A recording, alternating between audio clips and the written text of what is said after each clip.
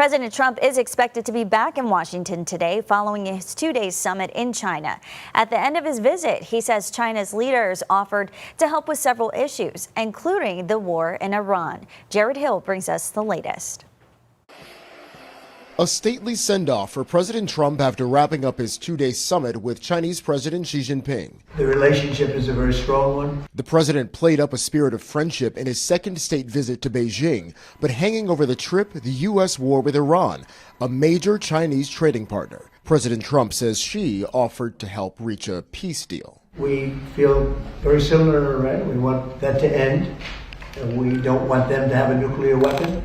We want the straits open. The president also told Fox News the Chinese leader promised not to supply weapons to Iran. He said he's not going to give military equipment. That's a big statement. For Beijing, Taiwan was the most pressing issue.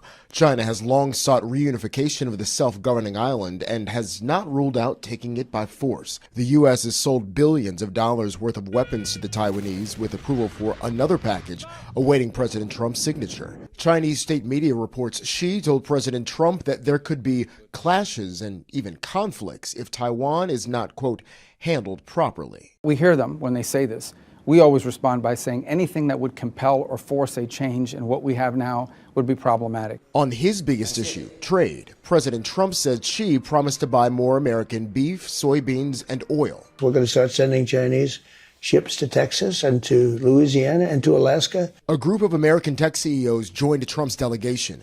The president says Xi vowed to open up China, quote, in stages for U.S. companies. Jared Hill, CBS News.